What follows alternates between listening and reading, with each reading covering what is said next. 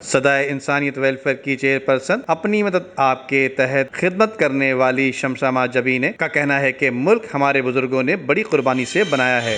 اللہ کی بڑی مہربانی اور کرم تھا ہے اور انشاءاللہ میرے ملک پہ رہے گا اور اس غریب عوام پہ رہے گا، اور یہ غریب عوام نے ہی یہ ملک حاصل کیا تھا، اپنی جانوں کا، اپنی عزتوں کا، اپنے گھر، ماں باپ، بہن بھائی، اپنی اولادوں کا نذرانہ دے کے یہ ملک حاصل کیا تھا، اور یہ ملک انشاءاللہ پوری دنیا میں نام تھا، ہے اور روشن رہے گا ازل سے۔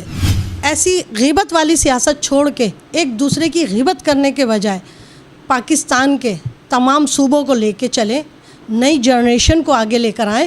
ہمارے ملک میں بہت ٹیلنٹ ہے، بہت پڑھے لکھے لوگ ہیں، بے شک آپ کے بچے باہر ملکوں میں پڑھتے ہیں اور وہ آ کے جعلی ڈگریاں لے کے یہاں آ کے بڑے بڑے اداروں میں بیٹھ جاتے ہیں، لیکن میرے پاکستان میں غریب عوام میں بھی اتنا ٹیلنٹ ہے، اتنے اسی ملک میں پڑھے ہوئے، اسی غریب اسکولوں میں پڑھے ہوئے، سرکاری اسکولوں میں پڑھے ہوئے ایسے بہت سارے ٹیلنٹ ہیں جو اچھی سیاست، آج کل کا بچہ ہر بچہ سیاست دان ہو گیا ہے۔ آپ لوگوں کی سیاست دیکھ دیکھ کے ہر بچہ آج کی سیاست جو سیکھ رہا ہے، میں یہ چاہوں گی کہ وہ سیاست نہ سیکھے جو قائد اعظم نے سیاست کی تھی۔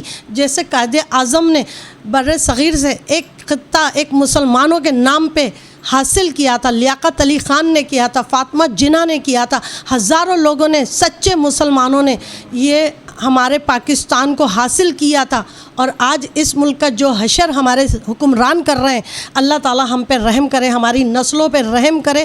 میں یہ چاہتی ہوں کہ خدا را ہمارے پاکستان کے بچے کو کونے کونے کو جو ہے آپ ایجوکیشن سے عاری کر دیں، فری ایجوکیشن کر دیں۔ بہت ٹیلنٹ ہے ہمارے ملک میں، ہمارے بچوں میں۔ ہم آپ کے بڑے شکر گزار رہیں گے۔ پاکستان زندہ آباد، پائندہ آباد۔ چیئرپرسن شمسہ ماجبی نے کہا کہ ہمارے ملک میں قائد اعظم اور لیاقت علی خان والی سیاست ہونی چاہیے۔ ندیم صدیقی، میٹرو 7 پاکستان۔